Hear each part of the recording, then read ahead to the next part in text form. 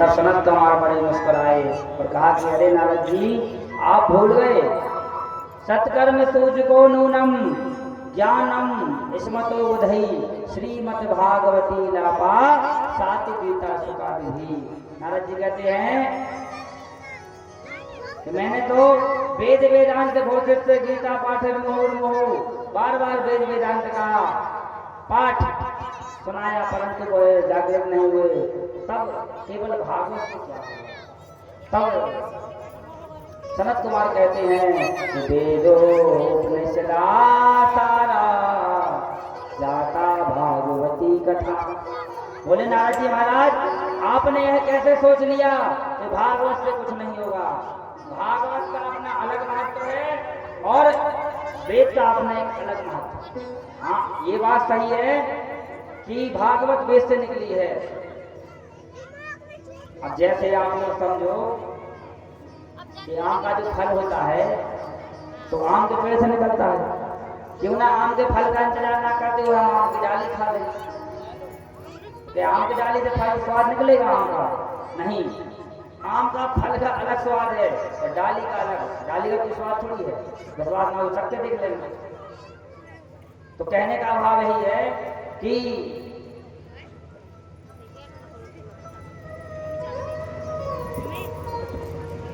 भागवत का अपना अलग महत्व है और वेद का अपना अलग महत्व है। अब नारद जी महाराज कहते हैं कि मैं आज समझ गया कि कोई व्यक्ति वेद पढ़ पढ़ के ज्ञानी बन सकता है, पर भक्त जब ही बनेगा जब आप जैसे संतों का संरक्षण मिल जाएगा, जब आप जैसे संतों की कृपा से मिल जाएगी। लिखा है मानस में कि बिनु सत्संग विवेक न होई, राम कृपा बिनु सुलभ न कोई। नारद जी ने कहा महाराज हम चाहते हैं कि आप भी भागवत सुना दें। सनत कुमार कहते हैं कि भैया तुमने कहा तो ठीक है, हम तो आज घर से सोच के निकले थे कि या तो कोई सुनने वाला मिलेगा तो उसको सुना देंगे, या कोई सुनाने वाला मिलेगा तो उससे सुन लेंगे। आखिर आप यह बताइए इस कथा को हम करेंगे कहाँ? तब उन्होंने कहा गंगा द्वारे समीपे तू तदे माटन नाम। बोले हरिद्वार में गंगा के किनारे आनंद नाम का जो तट है वह सबसे अच्छा स्थान है। आप वहीं पर कथा की तैयारी करिए, क्योंकि ना तो वहां पर टेंट की आवश्यकता की जरूरत पड़ेगी, ना किसी प्रकार के साहित्य की आवश्यकता पड़ेगी, ना मंच की आवश्यकता पड़ेगी। वहां पर एक बहुत सुंदर एक चबूतरा बना है और बरगद का इतना अच्छा वृक्ष लगा है कि सभी लोग वहां पर बैठेंगे और नीचे बालू पड़ी है तो उसकी ठंडक आएगी। तब गंगा के किनारे भागवत कथा हुई। अब जैसे ही हजारों संतों को पता चला कि बताओ नारद जी कथा कर रहे हैं तो सनत कुमार कथा कर रहे हैं, नारद जी करा रहे हैं और सनत कुमार कर रहे हैं। लेकिन हमारे लोग में तो लफड़ा वाला सिस्टम है, जब तक हम किसी को बुलगुआ नहीं देंगे, जब तक हम किसी को काटने देंगे तो आदमी आता नहीं, और आता भी है तो क्या के लिए? निपटाने के लिए। आते कि नहीं आता? आपको भैया कहीं जा रहा है, बोले कहाँ जा रहे हैं? बोले फलाने को निपटाया है। कैसे निपटाया है? बोले को निमंत्रण हुआ है, मतलब कथा को भी निपटाना कह रहे कि किसी का निमंत्रण आया तो उसको निपटाया। ऐसे कलयुग में लोगों की बुद्धि विकसित हो गई है। तो ये जो कथा है इस कथा का केवल यही सार है कि उनको खाली पता चला कि भागवत की कथा हो रही है तो हजारों संत वहां पर आ गए। भृगु, वशिष्ठ, च्वन, गौतम, विश्वामित्र, न जाने कितने संत अपने शिष्यों के साथ में झुंड का झुंड लेकर वहां पर कुंभ जैसा वातावरण हो गया। भक्ति माता को निमंत्रण दिया गया। भक्ति माता से कहा कि हे भक्ति माता आप आए और आपके निमित्त से आपके पुत्रों को जागृत करने के लिए ही यह श्रीमद् भागवत कथा हो रही है, आप आइए। जैसे ही भक्ति माता आई और भक्ति माता विराजमान हुई और जैसे ही कथा प्रारंभ हुई तो बहुत अच्छी जय जयकार हुई। बोलो भागवत भगवान की जय हो। जय शब्दा नमा शब्दा संत शब्द तथे विचार।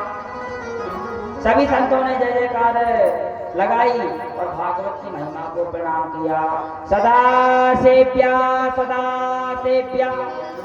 श्रीमद् भागवती कथा यस्याः श्रवण मात्रेण हरिचित्तं समाश्रयेत्। सनत कुमार ने कहा, नारद जी, भागवत की कथा को सुनने से गोविंद हमारे हृदय में प्राकट हो जाते हैं। अब कई लोगों के मन में ऐसा प्रश्न रहता है कि महाराज पहले हम चारों धाम जाएंगे, उसके बाद हम कथा को सुनेंगे। बोलते लोग क्यों बोलते, लेकिन ये भी उनके अंदर एक गलत भ्रांति बैठ गई है। इसमें लिखा है सदा सेव्या श्रीमद् भागवती कथा।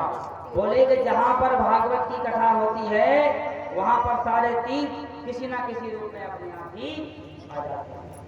प्रयाग, गंगा, काशी, नैमिषारण्य जितने तीर्थ होते हैं वो तीर्थ जहाँ पर भागवत की कथा, भगवान की कथा होती है वहां पर वो किसी न किसी रूप में अपने आप किया जाते हैं। इसमें कौआ स्नान करे तो कोयल बन जाता है और बगुला स्नान करे तो हंस बन जाता है। देखो सीधी सी बात है, मानस में कागभुसुंडी जी कौन है? कागभुसुंडी जी कौआ तो नहीं है। और जब कागभुसुंडी जी बोलते हैं तो गरुड़ जैसे पक्षीराज वह भी मोहित हो जाते हैं। करी पूजा समित अनुरागा मधुर वचन बोलेऊ खगराया। खगराया कौन? कौआ। क्योंकि जब प्रभु कृपा करते हैं तो कोयल भी, कौआ भी मतलब कोयल हो जाती है। सनत कुमार कथा सुना रहे थे, भक्ति माता अपने पुत्रों के साथ में विराजमान थी।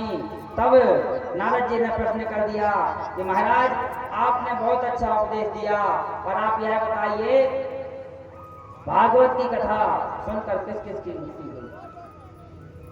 कौन कौन व्यक्ति भागवत को सुनेगा, कब उसको फल प्राप्त होगा, हमें बताइए। तब मैंने आपको सुबह भी बताया था कि भागवत की कथा सुनने बस से कुछ नहीं होता है। आपके मन में यदि कोई संसारात्मक प्रश्न है तो समय मिले, हालांकि ये नियम के विरुद्ध है, बीच भागवत में कथा और प्रश्न नहीं पूछना चाहिए, लेकिन यदि आपके मन में किसी प्रकार का कोई प्रश्न है और सुयोग्य वक्ता है, हो सकता है शास्त्र के हिसाब से कोई अटका झटका लेके न आए, तो यदि आपके मन में कोई संशय है तो निश्चित उसे पूछ लेना चाहिए। तब नारद जी महाराज ने सनत कुमार से पूछा, बोले भागवत की कथा सुनने से क्या फल प्राप्त होता है? तब सनत कुमार कहते हैं कि ए मानवा पाप कृतस्तु सर्वदा सदा दुराचार्यता मार्गा क्रोधाग्निदग्धा कृतिनास्य कामिनः सप्ताह यज्ञेन कलौ पुनन्ति ते। बोले जिस मनुष्य ने जीवन भर सत्कर्म नहीं किया हो, हमेशा पाप करता रहा हो, हमेशा क्रोध रूपी अग्नि में जलता रहा हो, पापी दुराचारी व्यक्ति हो, कोई व्यक्ति आत्महत्या करके मर जाए, कोई किसी से मर जाए, कोई कैसे मर जाए, कोई घटना दुर्घटना से मर जाए, यदि ऐसा व्यक्ति भी श्रीमद् भागवत कथा को सुन लेता है तो वह भी मुक्ति पा लेता है। जिसका जीवन सत्य से हीन हो, जिसने अपने माता पिता की सेवा नहीं की हो, माता पिता को घर से बेदखल कर दिया हो, ऐसा व्यक्ति भी यदि कथा सुन ले तो वह व्यक्ति भी मुक्ति पा सकता है। जो व्यक्ति वर्ण संकर पद्धति से उत्पन्न हो, अब वर्ण संकर पद्धति का मतलब क्या होता है? वर्ण संकर पद्धति का सीधा सा मतलब आपको समझा दें, लव मैरिज। आज के समय में जो लड़का लड़की भाग जाते हैं अदरवाइज समाज के, तो उनकी जो संतान होती है वो वर्ण संकर उत्पन्न होती है। वर्ण संकर संतान जो उत्पन्न होती है तो उनके माँ के और पिता के आचरण नहीं मिलते। अक्सर आपने सुना होगा, कई लोग कहते हैं कि हमारा बालक तो बहुत नालायक निकला, तो उसके नालायक निकलने का मेन कारण है वर्ण संकर। यदि माता किसी और बिरादरी के और पिता और किसी बिरादरी के, ऐसे व्यक्ति यदि वर्ण संकर किसी की यहाँ संतान उत्पन्न हो जाती है और वह व्यक्ति अपने पाप से छुटकारा पाना चाहता है तो वह भी श्रीमद् भागवत की कथा सुन ले तो उसका भी वह वर्ण संकर का दोष समाप्त हो जाता है। जब ऐसा उपदेश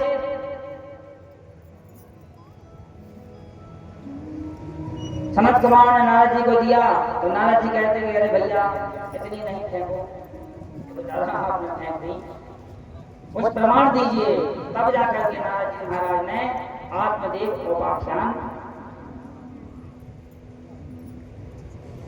सुनाया। तुंगभद्रा तटे पूर्वम भूपन्न उत्तमं यत्र वर्णात् धर्मेण सत्कर्म तत्परा। बोले तुंगभद्रा नदी के किनारे एक आनंद नाम का एक सुंदर स्थान था, जिस नगर का नाम था उत्तम नगर। वहां पर सभी धर्म के लोग निवास करते थे। सभी धर्म का मतलब ऐसा है हिंदू मुस्लिम सिख ईसाई सभी धर्म के लोग वहां पर निवास करते थे। और उसी नगर में एक पंडित जी रहते थे जिनका नाम था आत्मदेव। पंडित आत्मदेव कर्मकांड क्रोधाई का कार्य करते थे। पंडित जी के घर में किसी प्रकार की कोई कमी नहीं थी, पर पंडित जी को एक दुख था कि उनकी यहाँ की संतान नहीं थी। उनकी पत्नी भी इतनी विचित्र, बहुत ही विचित्र, उसका नाम था क्या, धुंधली देवी। यथा नाम तथा गुण। अब पंडित जी क्या बेचारे सुबह से क्रोधाई पंडिताई के लिए निकल जाएं, अब पूरे दिन भर पत्नी का ही साम्राज्य मोहल्ले में रहता है। अब धुंधली देवी की क्या विशेषता, पर यह विशेषता उसी स्त्री पर होगी जिस पर भगवान की कृपा विशेष होती है। और धुंधली देवी में क्या विशेषता है, जब पति तो बेचारे पूजा पाठ करने के लिए निकल जाएं, धुंधली देवी ने देखा पति गए और धुंधली देवी आई, कभी इसका झगड़ा करा देना, कभी इसकी चुगली कर देना, कभी इसकी लड़ाई बिगड़वा देना, कभी कुछ कर देना। इतना खतरनाक बोलती कि जैसे किसी ने मिर्च छिड़क दी हो।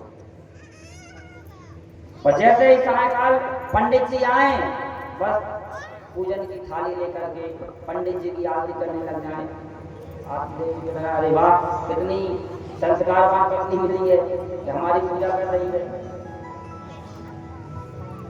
धीरे धीरे समय बीता, लोगों ने भी पंडित आत्मदेव जी को परेशान करना चालू कर दिया। क्या किया, लोग आते कहते महाराज जी आपके घर में गाय है। बोले नहीं भैया गाय तो है पर वो ब्याई नहीं है। कोई आता है आपके घर में तुलसी का बिरवा है, बोले तुलसी का बिरवा है परंतु सूख गया है। अब लोगों ने क्या कर दिया, क्योंकि बढ़िया वाले पड़ोसी भी किसी किसी को मिल जाते हैं, लोगों ने कहा कि महाराज हमें तो लगता है कि भगवान आपसे रुष्ट हैं। बोले कैसे रुष्ट हैं, बोले भगवान आपकी पूजा से प्रसन्न नहीं है। बोले क्यों, बोले जब तो आपके यहाँ ना तो संतान हो रही, ना आपकी गैया ब्याह रही, ना आपके यहाँ फूल बेलपत्र हो रहे, तो कहीं ना कहीं देवता तो आपसे रुष्ट हो ही गए होंगे। अब पंडित जी को वो बात जम गई, पंडित जी को बात जम गई तो पंडित जी को बहुत गुस्सा आया और पंडित जी सीधा अपना सब कुछ घर पाठ छोड़ करके गंगा के किनारे नदी के किनारे निकले। भूखे प्यासे बैठे हैं और भगवान से प्रार्थना कर रहे हैं, या तो मुझे कोई ऐसा रास्ता दिखाओ या किसी ऐसे व्यक्ति को भेजो जो मुझे पुत्र होने का वरदान दे। बैठे बैठे पंडित आत्मदेव अपनी किस्मत को पूछ रहे थे, तभी वहां पर एक संत निकले और संत ने देखा कि यह ब्राह्मण है, किसी बात को लेकर परेशान है। जाकर के पूछा, कथम रोदादसी विप्रा स्वाको चिंता बलियति भरतम सर्वतम मह्यम सुरसुख से कारण। बोले अरे तत्व देवता क्या बात है, क्या कारण है, इतने दुखी क्यों हो, इतने उदास क्यों हो, क्या कारण है। बोले महाराज मैं इसलिए दुखी हूं क्योंकि मेरे यहाँ संतान नहीं है और मैंने आज प्रण कर लिया है कि जब तक मुझे संतान प्राप्ति का वरदान नहीं मिलेगा मैं घर लौट कर नहीं जाऊंगा, और घर लौट कर जाना पड़ेगा तो उससे अच्छी मैं आत्महत्या कर लूंगा। संत ने कहा, अरे बड़े चित्र आदमी हो, कम से कम अपने नाम की इज्जत तो कर ली होती। नाम है आत्मदेव और करने चले हो आत्महत्या, कम से कम नाम का तो अपना क्या रखा होता। बोले, अरे महाराज मैं मीठी बातों में आने वाला नहीं हूँ, मुझे तो संतान प्राप्ति का वरदान आप यदि देते हो तो ठीक है, नहीं तो मैं आपके चरणों में सिर पटक करके मर जाऊंगा। महात्मा ने कहा, अरे ऐसा कैसे करते हो, मुंचा ज्ञानम प्रजारूपम बलिष्ठा कर्मणो गति विवेको समासाद्य संसार वासनम। अब संत ने थोड़ा अपना विवेक बुद्धि का प्रयोग किया। बोले, अरे तुम पुत्र की कामना क्यों करते हो, पुत्र की कामना तुम क्यों करते हो? आखिर पुत्र की कामना आज के लोग इसलिए करते हैं कि जब हम मरेंगे तो हमारा पुत्र हमारे सर में डंडा मार करके उसमें एक लोटा घी भरेगा, या हम अपनी अस्थियों में विसर्जन करेगा, या फिर सीधा सी बात है कि हमें लूड़ा लगाएगा। यही बात इसकी पुत्र से मिलता नहीं है। अक्सर लोगों ने देखा होगा कि जैसे ही विवाह हुआ बाप मताई को धक्के देकर बाहर निकाल देते हैं। बोले, अरे महाराज मुझे आपकी कथा को नहीं सुनना है, मुझे तो पुत्र होने का वरदान दो, नहीं तो मैं आत्महत्या कर लूंगा। बोले, अरे ब्राह्मण आप मेरी बात को समझो तो, आप क्यों नहीं समझते हो? अन्य ममता वैष्णव ममता प्रेम संगता भावता समादात्मा बुद्धि प्रेम निगंधते। बोले, जैसी ममता तुम अपने पुत्र से करना चाहते हो वैसी ममता तुम भगवान से कर लो तो तुम्हारा कल्याण हो जाएगा। आत्मदेव जी कहते तुम मान नहीं रहे, हम कुछ कह रहे तुम कुछ बता रहे, तुम सीधी सी बात बताओ, वरदान देना चाहते हो कि कथा सुनाना चाहते हो? मुझे तुम्हारी एक भी बात नहीं सुननी है, मैं तो केवल एक ही बात कहूंगा कि मुझे तो पुत्र होने का वरदान दे दो, नहीं तो मैं। तब संत समझ गए कि ये तो नहीं मानेगा, जब तक इसे ठोकर नहीं घलेगी तब तक ये नहीं मानेगा। तब संत ने एक अपने झोले से फल निकाला और आत्मदेव जी को दे दिया, कहा यह फल तुम अपनी पत्नी को खिला देना, तुम्हारे यहाँ सुंदर संतान प्राप्त होगी। इस प्रकार नियम बताए कि ब्रह्मचर्य का पालन करना, खटाई नहीं खाना, और जिस वक्त तुम्हारी पत्नी गर्भवती हो उस समय अपनी पत्नी से कह देना कि गुस्सा नहीं लाना, यदि तुम गुस्सा लाओगी तो तुम्हारे यहाँ पर गुस्से संतान होगी। इसलिए ये भागवत की बात है, कोई बताने वाली नहीं है। जब भी किसी महिला के यहाँ बच्चा होने वाला हो तो उसे बहुत शांति से रहना चाहिए, सांत्वना देना चाहिए, यहाँ वहाँ की ज्यादा फालतू की बातें नहीं सुनना चाहिए, चिंता नहीं करनी चाहिए, नहीं तो कुछ ना कुछ लक्षण गर्भ तस्याग्रहे समालोक्यम कलेवेकम सदत्वान इदं भक्ष्या पत्न्यत्वं तथा पुत्रं भविष्यति। आत्मदेव जी घर गए, धुंधली ने बस वही काम किया, पूजन किया। अरे स्वामी क्या बात है, इतने लेट क्यों आए, क्या दिक्कत है? अरे आत्मदेव जी कहते अरे हल्ला मत करो, अब तो हमारा पूरा जीवन सफल हो गया। बोले कैसे? बोले कि फल ले, फल खा ले, हमारे यहाँ बहुत सुंदर संतान होगी। और पंडित आत्मदेव जी वह फल लेकर के मोहल्ला वालों को बताने के लिए निकल गए। जैसे ही मोहल्ला वाले के लिए निकल गए, अब धुंधली देवी बचत की स्त्री, उसके मन में कई प्रकार की बातें हों। बताओ रे आप, गर्भवासम समम दुःखम न भूतो न भविष्यति। यदि मैंने मान लो फल खा लिया, कहीं और मैं गर्भवती हो गई और मेरे घर में आग लग गई और हम भाग कैसे पाएंगे? और कहीं ऐसा तो नहीं हम जरा गर्भवती हो गए, हम चल फिर ना पाए तो हमारी नंद आएगी, कहीं हमारा पूरा घर का सोना बटोर कर न ले जाए, हमारी छजोबाई या बोलते उसको छजोबा तो नहीं करने लग जाएगी। इस प्रकार की बातें उसके मन में होने लगी। उसी समय पर उसकी एक सहेली आती है, उसके पास बहुत सारी संतान थी, चार पीछे चल रहे, दो आगे चल रहे, एक होने वाला था, एक को पहिया लटकाए। उसने सारी बातें अपनी उस सहेली को बताई। कहा अरे बहना, मेरे पति भी बड़े भोले भाले हैं, पता नहीं किसने आम का फल ले दिया है, कहते थे खा लो तुम्हारे यहाँ संतान हो जाएगी। जब फल खाने से संतान होती है, फल खाने से यदि संतान होती तो अस्पतालें बंद हो जाती। तब मैं तो यह फल नहीं खाऊंगी, तुम कुछ करो। अब वो बेचारी गरीबनी थी, तो उसने कहा अरे बहना, तुम काहे चिंता करती हो, यदि हम तुम्हारे दुख में साथ नहीं देंगे तो कौन देगा। तुम एक काम करना, हमारे पति तो बेचारे भोले भाले हैं, शराब वगैरह पीते हैं, हमारे घर में तो वैसे खाने को नहीं है। तुम एक काम करो, अब हमारे यहाँ जो पुत्र होगा उसको तुम ले लेना और उसके बदले में हमारे लिए धन दे देना, और तुम गर्भवती होने का नाटक कर लो। नाटक करने में धीरे बहुत ही आगे थी, बस नाटक करने लगी, पलंग पर लेटने लगी। आप बेचारे भोले भाले बहुत खुशी मनाए, अब होगा अब होगा।